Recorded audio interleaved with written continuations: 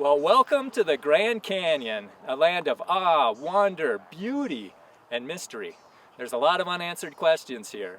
Like, how did that little river, you can see that way down there, that little river, 300 feet across, how did it cut this big canyon 10 to 13 miles from here to that other rim? How does that happen? And how did that little river, flowing in at 3,100 feet and flows out at 1,200 feet, how did that cut a canyon that's over a mile high? It can't flow uphill. If that river cut the canyon, what cut the side canyons? Those canyons are just as deep, but they don't have a river. And how did that little river cut through that Kaibab Plateau instead of going around it?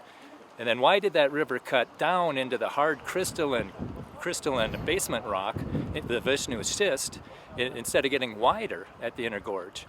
But we can answer all those questions if we understand the key to Grand Canyon, and that's bulging and cracking 3 times. Okay, and to set the stage for that, we need to understand why it's here and not anywhere else in the world. It's because we're on the Colorado Plateau. And that formed shortly after Noah's flood. This is during the compression phase of the hydroplate theory. The Rocky Mountains rose up, and so you had a big mass on a small base, and so that sunk in, something had to rise up, and that's the Colorado Plateau. And that would be, if that was Colorado Plateau was a state, it would be the 5th biggest state in the Union. It's right after Montana. Okay, and so then on this plateau you had 2 huge lakes. You know, Grand Lake was in 4 states: Arizona, Utah, Colorado, New Mexico.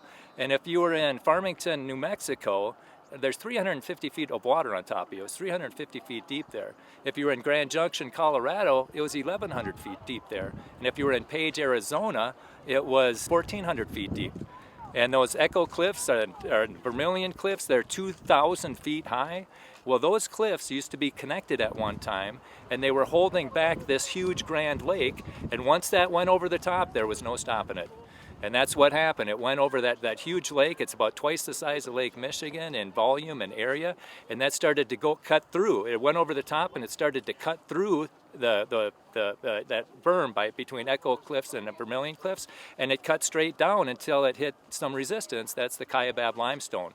350 feet of rock, and so it couldn't go down any farther, so it spread out, and it made this funnel shape. It's about 18 miles long and 12 miles wide at the end, and that removed 2,000 feet above that, and that there was a lot of weight that was missing there, so the Kaibab limestone bulged and cracked, and then the water ran through that crack and formed Marble Canyon, and then that undercut Hopi Lake, which is in Arizona. And if you were in Tuba City, Arizona, you'd have at least 1,000 feet of water on you. So you're another huge lake that's about the size of Lake Huron. And so now you got 2 huge lakes catastrophically draining, and it's just sweeping everything off the Kaibab limestone. And so now it's not just the Kaibab limestone that bulges, it's the whole Kaibab Plateau that bulges. It bulges up and it cracks, and then the water that was shooting it, sweeping it off, it goes through that crack and cuts the Grand Canyon. And that it's cutting below the water table. So now the water that's in the ground is rushing into this canyon, and that's how we get the side canyons. And then that cuts down and it removes over 800 cubic miles of sediment comes out of the Grand Canyon. Oh, and when everything was getting swept off on top of it, that's the Great Denudation. That's over 2,000 cubic miles had to be removed. And so now the water's gushing through. It removes 800 cubic miles from the Grand Canyon, and now there's nothing pushing down on the basement rock. So the basement rock bulges and cracks, and then the water goes through the Inner Gorge. So bulging and cracking 3 times, that's how you explain Grand Canyon.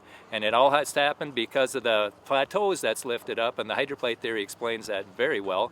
And so if you want more information on this, go into Brian Nickel on YouTube. It's probably the best the origin of Grand Canyon video I've seen. And then Mike Snavely's got a really good one called The Puzzle on the Plateau, where he ties in Zion and Bryce and Canyonlands and Monument Valley and the Petrified Forest. All those things are from those lakes. The Grand Circle is all a consequence of the lake. And I've also got a YouTube channel called Solidify Your Faith, where you've got to dump something specifically for the hydroplate. So for this is just a small piece of the hydroplate. And I encourage you to get all the information, and then so you can make an informed decision.